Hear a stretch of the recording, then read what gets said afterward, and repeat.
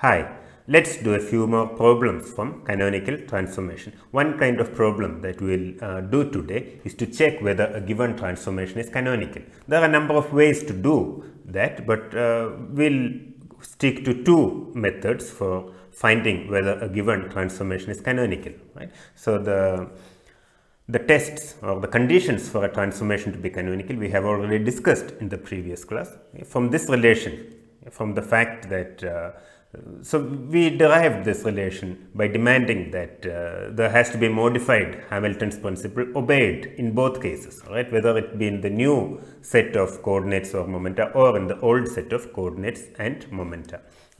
So by demanding that condition, we come to an equation like this: df by dt is equal to, we get an equation like this. Okay. Now we are doing physics, so we just multiply by dt without worrying about what it actually means. So we multiply throughout by dt and we get summation over I pi qi dot minus summation over I pi qi dot. So when you multiply this by dt, you remember that this qi dot here means dqi by dt.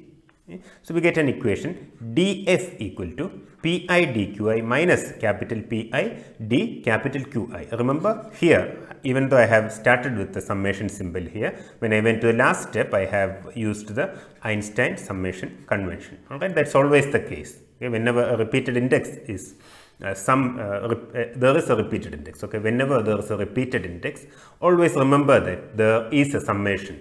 Okay, it may not be stated explicitly all the time, but that's how we do this thing.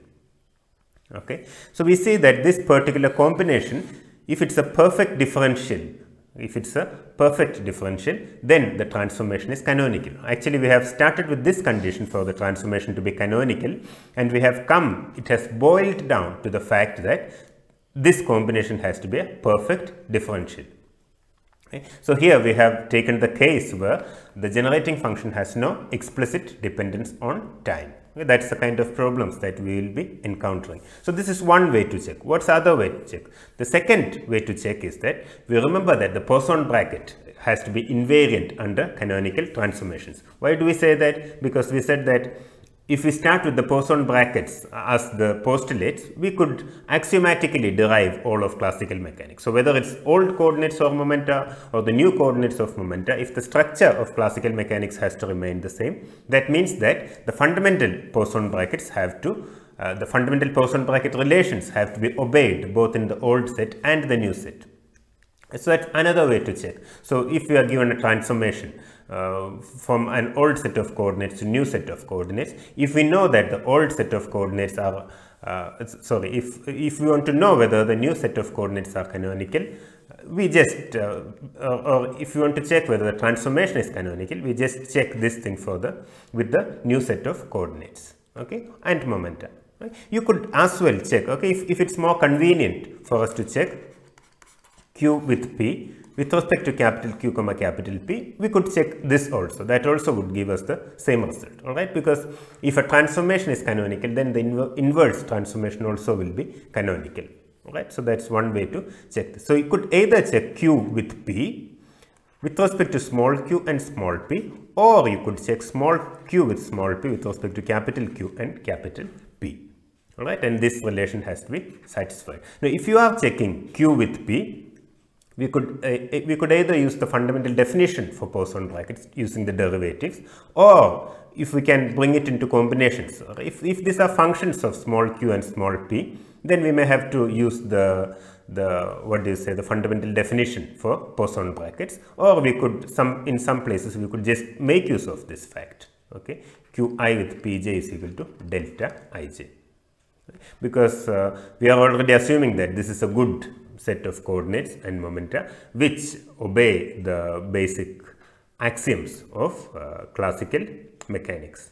Okay, so these are the two ways. One way to check whether p dq minus p dq, right, one with the small p and q and the other with the capital P and q. One way to check is whether p dq minus p dq is a perfect differential. If you can write it as a perfect differential, that means d of something, then it's a canonical transformation. Or we go on to check the Poisson brackets. Okay. So depending on the convenience of the problem, we could do it in either way. So let's look at a problem. Show that the following transformation is canonical. Right? The way the question will be asked is, which among the following transformations are canonical? That's the kind of questions that you can expect. So we have got a new set, capital Q and capital P. These are some slightly complicated functions of small q and small p. You see that it's a mixed function of small q and small p. Okay, and alpha is a constant here. Alpha is a constant. All right. So the first problem we do by checking the Poisson bracket. Okay, first problem we do by checking the Poisson bracket. So how do we do that? It's capital Q with capital P. All right. So first, this e raised to alpha is a constant, e raised to minus alpha is a constant. We can simply pull them out. Then we have got square root of 2q cos p, square root of 2q sin p. Okay, so this just goes away, the alpha thing just goes away. So what we have here is square root of 2q with, square root of 2q cos p with square root of 2q sin p.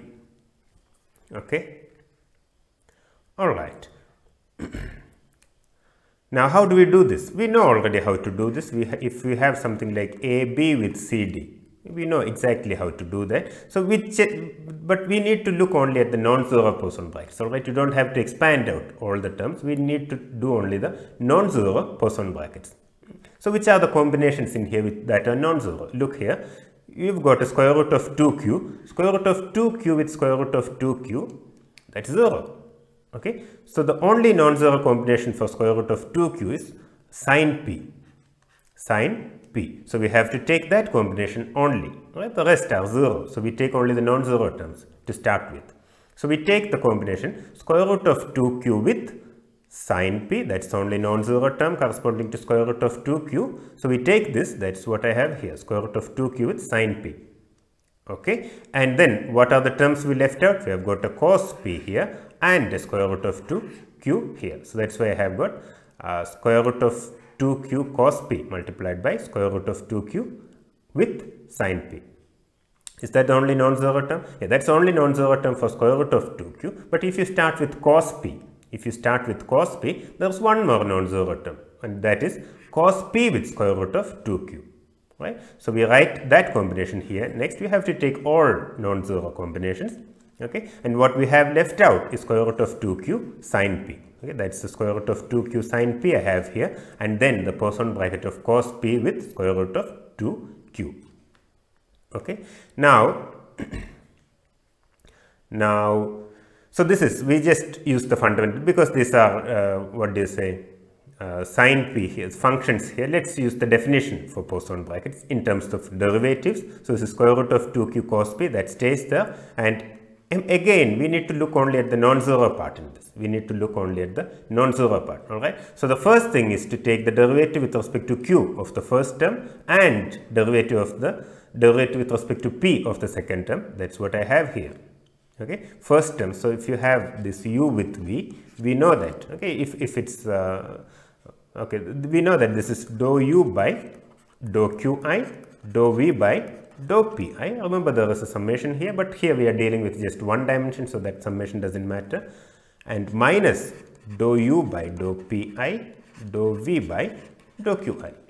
Okay, so in this case we take the derivative of the first term with respect to q and the derivative of the second term with respect to p. We are talking about the Poisson brackets here. The second term is automatically 0 because when you take the derivative of the first term with respect to p, that's 0. Similarly, the derivative of the second term with respect to q is also 0. So we have only one term from here. Okay. In exactly the same way, here the non-zero term is the second term, right? We have cos, so because when you take the derivative with respect to q of the first term, that's 0. Likewise, so we have got the second term in here, only this term. Okay, only this term appears here and only this term appears here. Right? So if you just see these things just by inspection, then you can save some steps and some time. Okay, you know that your space will be a little bit limited. You will be given a finite amount of space to do these problems, to work out these problems, and you don't get extra rough sheets. So you have to use your space judiciously, and this is one way to do that. You look at this and you see that immediately some terms must be 0, and you can just get rid of them when you start with. Okay. Now it's just a matter of doing these derivatives, and we see that we get it like this because this is square root of 2q. Okay, derivative of square root of 2q with respect to q. That's simply 1 by 2 square root of 2q multiplied by 2. Okay, so it's simply 1 by square root of 2q. That's what I have here. Okay, and dou by dou. Okay, here already the square root of 2q cos p is there, so that's what appears here. Okay, and that's the derivative of the first term with respect to q, and that's the derivative of the second term with respect to p, right? Because sin p derivative with respect to p is simply cos p. Okay, and you see that it all boils down to cos square p plus sin square p is equal to 1. This means that the new coordinates given here, or the transformation, the new coordinates according to the given transformation obey the same fundamental Poisson bracket relation. So that's one test to find whether the given transformation was canonical, and this is a canonical transformation. Okay, that's a way to check that. Let's also do a problem using the second method here. Show that the transformation P is equal to m omega q cot q and capital P is equal to m omega q square 2 sin square q is canonical. Okay, and obtain the generator of the transformation. Right? So how do we do this thing? So here we look that this is a bit tricky. Okay, because this new P is a function of small q and capital Q. Okay, so we see that we have to do some sort of inverse thing, but in this particular problem we don't have to do that. I'll tell you the reason why. And you see that this capital P is a function of a small q and capital Q. Okay, so it's not very obvious here, but we know that this cot q, the derivative of cot q with respect to q, right? The derivative of cot q, the derivative of cot q is minus cosecant square q. Am I right? So that's the thing that we'll be using here. So we are going to find the combination. What's the combination we are going to find? We are going to find the combination dq, p dq minus p dq, right? P dq minus p dq, right? And we are going to check if it is a perfect differential. Yeah, that's what we are going to do. So for that we have to do some sort of inverting here. So here it's easy because we can write cot q as p divided by m omega q. Okay, so we have got the new coordinate completely in terms of the old coordinates and the old momenta and the old coordinates. Okay, now we find the derivative. Okay, you take the derivative on both sides. So minus cosecant square q dq is equal to 1 by m omega. Okay, 1 by m omega. We are just taking d on both sides. Okay, d of this thing on both sides. So this is minus cosecant square q dq. That's equal to 1 by omega is pulled out. So p by q, derivative of p by q is dp by q minus p dq by q square. Right, because derivative of 1 by q is minus 1 by q square dq. That's what I have here. Right, this p is already there. You can use the product rule here. You can use the product rule. So first you find the derivative of the first term multiplied by the second term. Okay, and then the first term multiplied by the derivative of the second term. Okay, that's what we have here. And from here we solve for d capital Q. We solve for dq. Okay, so you know that cosecant square is 1 by sin square. So this is sin square q by m omega p dq by q square minus dp by q. Okay, because of this minus sign we can write it like this. We rearrange it. Okay. Now this is the reason why I said this is a little bit tricky, because this dq, capital Q here, has a sin square q. It depends on capital Q. Okay, this depends on the new coordinates also. So it may be a little bit tricky to do this, but you see that in this p also the sin square q is there.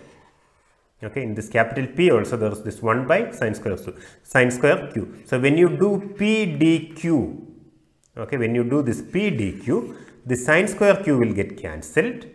Okay, and you will get this p dq. You will see that we can arrange things in such a way that this p, capital P dq, is actually depending only on small q and small p. Okay, this is the one thing that we have to make sure when we do these kinds of problems. All right. So if one of them, if we can write capital P dq as a function of small q and small p, okay, then we just have to find capital P dq minus P dq. You don't have to do anything here. Okay, because we know that this thing capital P dq is a function of small q and small p. Okay. Now, this is the one thing that you have to make sure when we do such problems. The thing that we have to make sure is either, so the thing we need is we can find P dq minus P dq. Right. So, the thing that we will do in all the problems is to write this capital P dq in terms, completely in terms of P and Q. Okay, or P and dq, and then we don't have to do anything here. We'll just write this P dq there, or we can write the small p dq, or we can write it as, in some case it's convenient to write as P capital dq. We'll retain it like this and write the small p dq entirely in terms of capital Q and capital P. Right, and then we can subtract and then see if it is a perfect differential. I hope this is clear. We'll do such problems. Okay. All right. Now we have got dq here. We have got dq here. Let's find capital P dq. Let's find capital P dq. Okay. So capital P dq is, you look at what's capital P. Capital P is m omega q square divided by 2 sine square q. Okay. So it's m omega q square divided by 2 sine square q. Okay, and what was our dq? dq is sine square q divided by m omega, sine square q divided by m omega, and p dq by q square minus dp by q. Okay, the other term we simply write it as small p dq, because what we have here in the first term is everything in terms of p and q.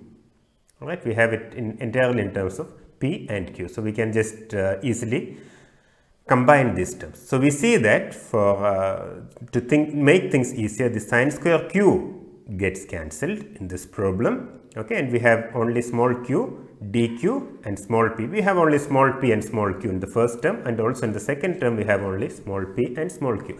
Notice that we don't do anything to this term. Okay, we don't do anything to this particular term. Now what do we have? This m omega also gets cancelled.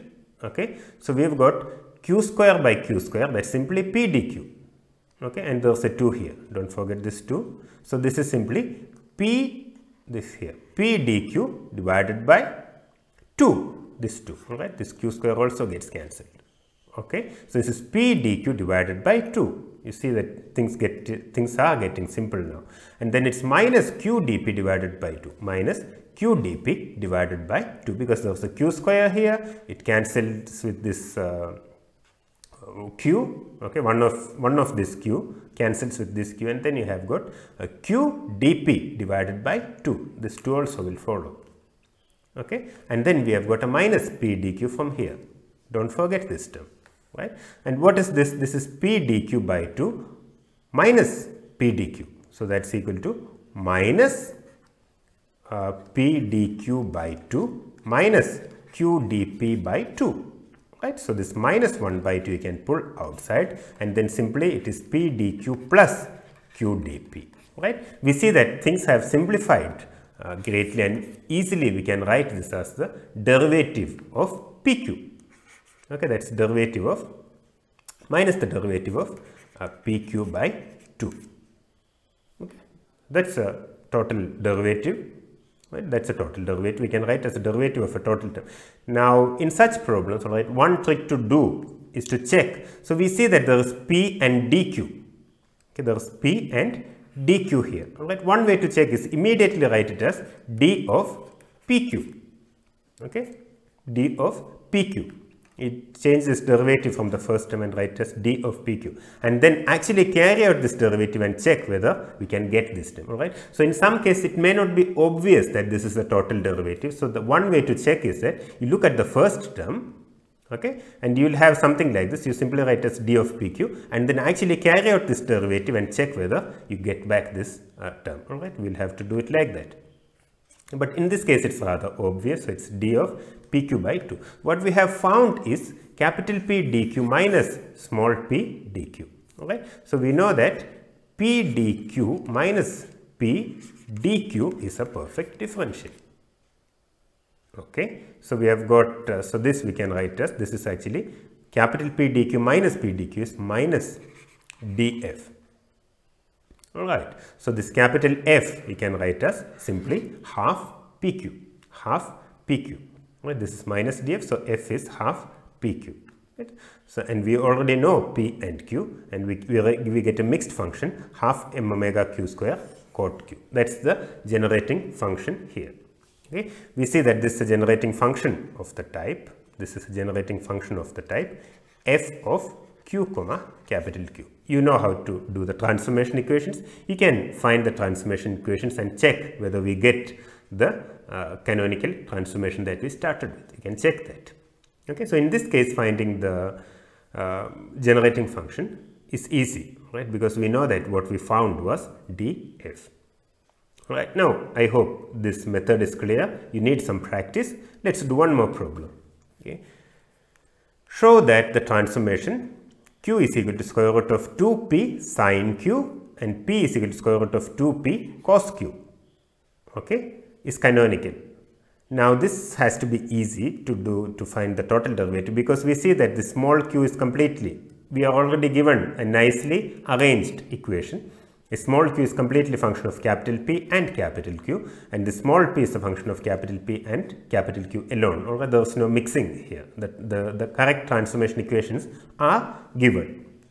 Okay. So let's just find the Poisson bracket here. Right, we'll do it in both methods. Let's just find the Poisson bracket here. Okay, so from here we see that we have to, so one way to do is to either you find small q with small p with respect to capital P with capital Q, or we could find the inverse transformation and find capital Q with capital P. Okay, both ways work. Alright, so from here we see that tan q is equal to q divided by p. We are finding the inverse transformation, and 2p is equal to q square plus p square. Right. So from the given transformation, we have written q and capital P as functions of the old coordinates and momenta. Okay. So I want you to try this also here. Just find q with p with respect to capital Q comma capital P. Okay. This means you have to find dou q by dou capital Q, and then dou p by dou small p by dou capital P minus dou p by dou capital P, dou q by, is that correct? Sorry, no, that's dou q by dou capital P, and dou small p by dou capital P. Okay, try this. This is an exercise. Okay, but here what I have done is I have found the corresponding transformations here. I have written the new coordinates as a functions of old coordinates and momenta. Okay, all right. So from here we find the derivative. We find the derivative of this because we need some. So let's find, we will need terms like dou q by dou q. Okay, dou q by dou p. We'll need these things. Okay, so let's find these things. So when we take the derivative with respect to q first, is at secant square, because we have got a tan here, and when you take the derivative, is at secant square dou q by dou q is equal to 1 by p, and from here we can find dou q by dou q is equal to cos square q by p. Just a matter of taking derivatives. All right. Now you take derivative with respect to p to find dou q by dou p. All right. That's what we have here. Dou q by dou p, we get it as minus q by p square cos square q. Okay. Now we have to find dou capital P by dou small q. You see that that's easy. That's q, because it's like that. Okay. Alright, similarly dou p by dou p is equal to p. Now we have got everything to construct the Poisson bracket. You write q with p is equal to dou q by dou q, dou p by dou p minus dou q by dou p by dou q. I don't want to go into these steps in details because these are things that you already know. I just want to explain the method. Now we just use our dou q by dou q, dou p by dou p, dou q by dou p, and dou p by dou q. All those things we have already found here, right? And you see that it's cos square q plus cos square q multiplied by 1 plus tan square q, and it's equal to 1. Okay, so you see that the fundamental Poisson bracket relation is actually satisfied. And that's one way to do that. You can use the Poisson bracket, Or you could do it in a second method. You could actually try to find whether the combination that we were talking about, this combination, okay, this combination P dq minus P dq, just find this combination. This is easy to do here because we have got q and small p entirely in terms of capital P and capital Q, right? So it's easy to do that here. Okay, so here we have got q as a function of capital P and capital Q. We have got small p as a function of capital P and capital Q. Okay, now we can find dq, can find d small q. So what we are trying to do here is we'll write this P dq entirely as a function of capital P and capital Q, and we'll retain the second term exactly like that. Okay, so what we need is P dq minus capital P d capital Q. Okay, we'll write the first term entirely in terms of capital P and capital Q, and then retain the second term exactly as it is. Okay, so I'll do this problem in detail, and the rest of the problems I leave as exercises that you can try and practice. So let's find this d small q here. Okay. D small q is, you see that you take the derivative of this, and there are two terms, you have to use the product rule. So this is 1 by, if you take the derivative of the first term, it's 1 by 2 square root of 2p multiplied by whatever is inside here, that's 2 dp. Okay, and the second term remains exactly as it is, it's sine q, and then you have got square root of 2p cos q dq. Okay, because you are taking the derivative of the second term. Alright, now this becomes sine q by square root of 2p. Okay, this 2 will get cancelled, and there's a dp here, and then square root of 2p cos q dq. This is our dq. Okay, now let's find p dq.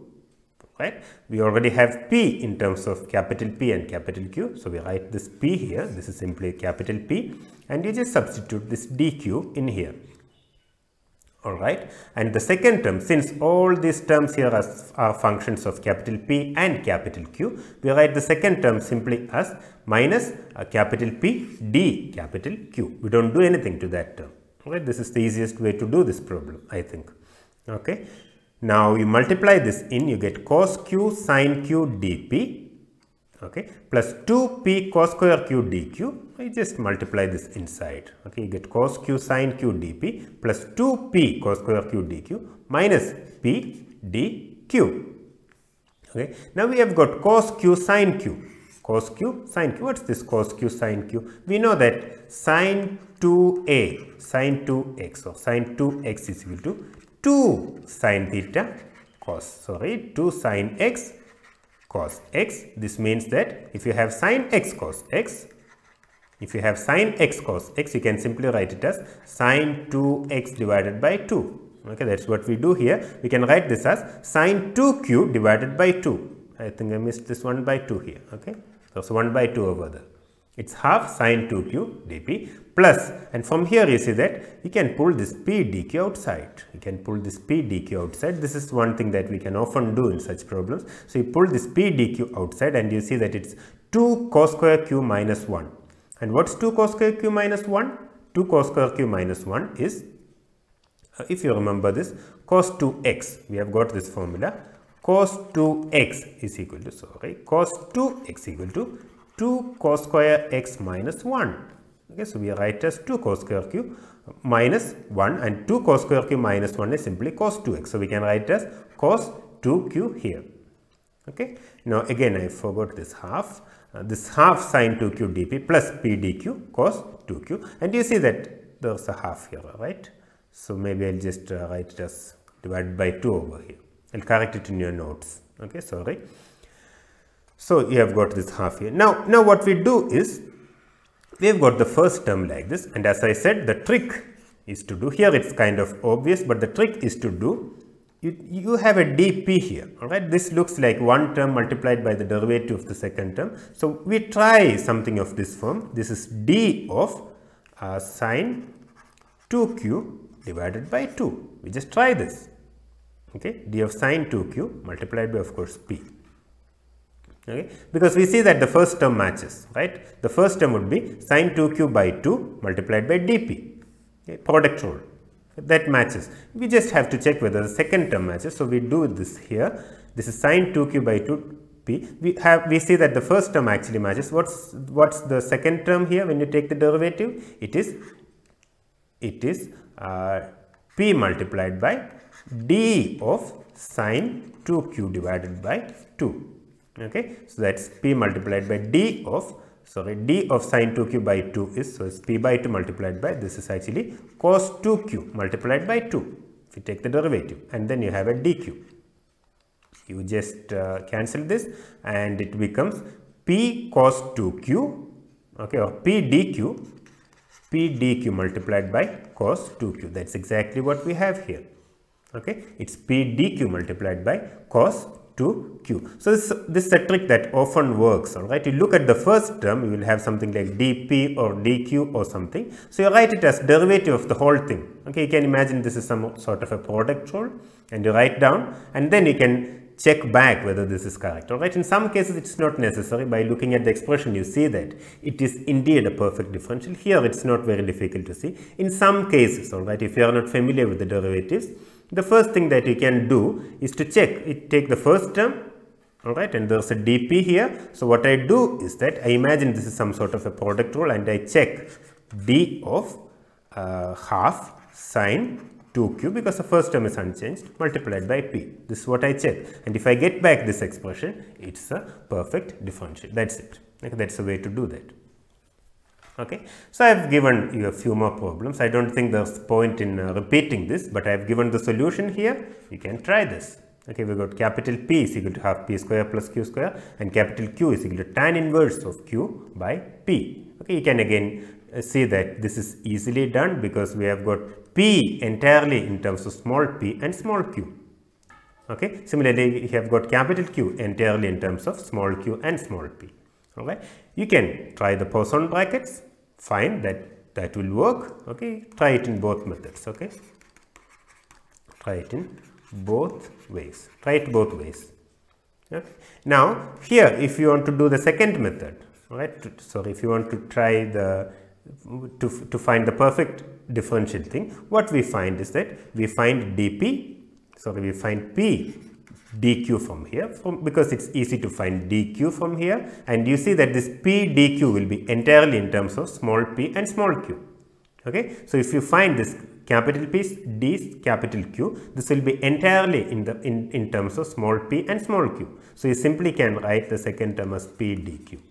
Okay, you can simplify and you can see that it can be written as a perfect differential. This particular combination can be written as a perfect differential.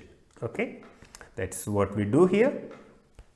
Right, so yeah, here we retain this small p dq exactly as it is, and we'll see that this capital P d capital Q can be entirely written in terms of small p and small q. Right, so you check this, you see that it is an exact differential and the given transformation is canonical.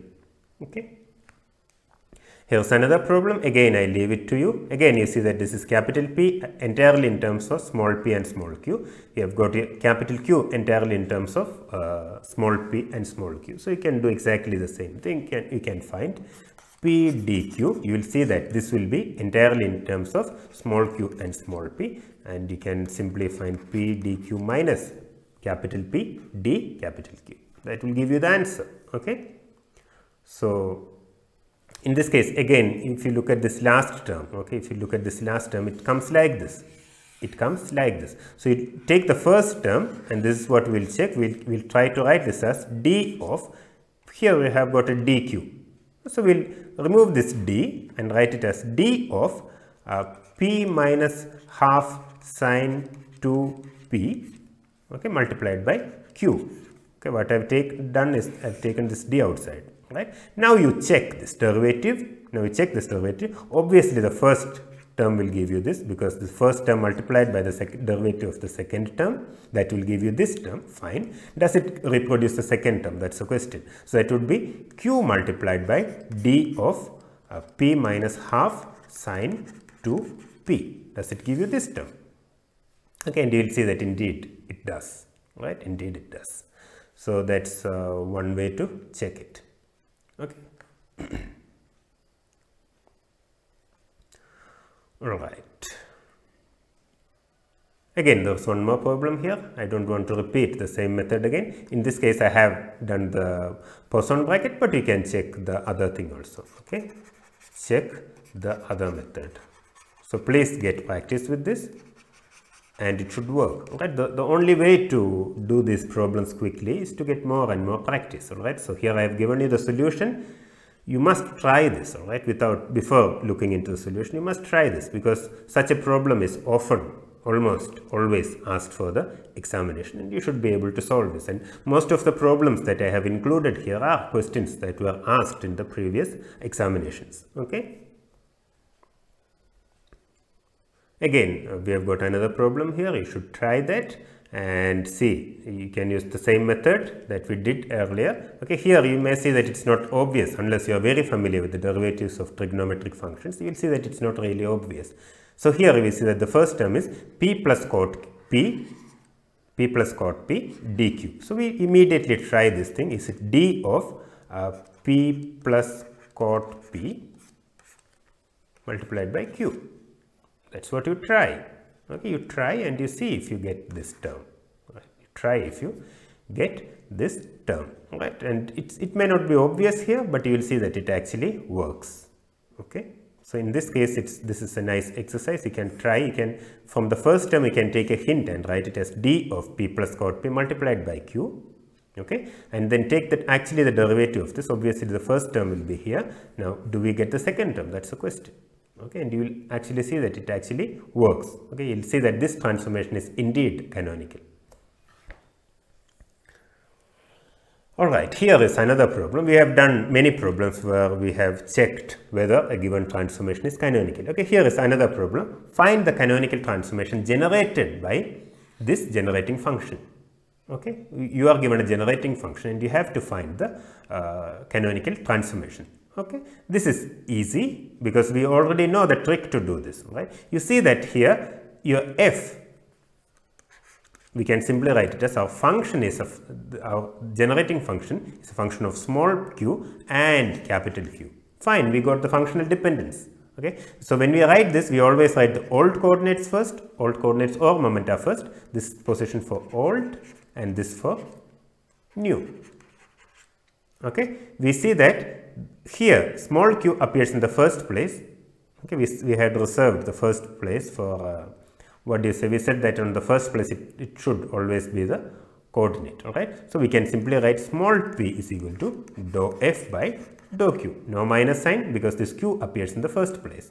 Okay, and we see that capital P is equal to dou f by dou capital Q, but here Q appears in the second place, but we said alright, it's better for capital P to appear in the second place. So since coordinate has appeared in the second place, it costs a minus sign.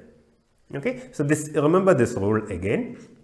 If it's small p, it's always equal to dou f by dou q. If it's small q, it's always equal to dou f by dou p. There is no change. Similarly, if it's capital P, it's always equal to dou f by dou q, and if it's capital Q, it's always equal to dou f by dou p. All right. Now I haven't included there's except for a minus sign. All right. Some place there will be a minus sign. Now, if in your generating function q appears first, okay, q appears first, then there is no minus sign. Okay. Similarly, if in your generating function your p appears second, there is no minus sign. So you will see that in this case, you can check this thing. All right, it actually works. Right, so you have to fix the minus sign by the rule that I gave you. Fix the minus sign. Okay, that's exactly what we have here. Since this is a small q in here, we have got small p is equal to dou f by dou q. No minus sign because q appears in the first place. Right, so it's e raised to q, and capital P you have to find. It's the derivative with respect to capital Q, of course, but since this Q appears in the second place, all right, a coordinate coming in the second place always gives you a minus sign, or also a momentum coming in the first place will give you a minus sign. Okay, so it's minus dou f by dou q and it's minus q e raised to capital Q. All right. So otherwise, it's a bit difficult to remember which type has a minus sign and which derivatives have minus sign, etc. This rule of thumb will actually help you to do problems in a quick manner. Right? So they can indeed give you a generating function and ask you to find the corresponding canonical transformations, right? And they'll give you all sorts of options with minus sign, without minus sign, and all these things. Okay, so if you remember this rule of thumb, it's much easier. All right, so yeah, now we may have to write the new coordinates in terms of the old coordinates. Okay, so here from here we can find that this P, capital P is e raised to q, small p is e raised to q. So from here we see that capital Q is actually log p, capital Q is actually log p, and you see that capital P, you may have to make some substitution here. What's capital P from here? Okay, it depends on which way the answer is given. Okay, you also have to look at the solution, and you may have to invert these functions a little bit. All right, so here we can write capital Q is equal to log p, and capital P is already given as minus q e raised to capital Q, but this e raised to capital Q, right, e raised to capital Q, we need to write it in terms of the old coordinates if that's the way the options are given. So you can write as p is equal to minus q. You see from here this e raised to capital Q is actually small p. Okay, so we have got the complete transformation. We have got the new coordinate capital Q in terms of the old coordinates, and the new momenta in terms of the old coordinates and old momenta. Okay, that's what we have here. Q is equal to log p and p is equal to minus qp. Right? I think with that we'll wind up this session. We can continue in the next session with more problems. Okay, so thank you.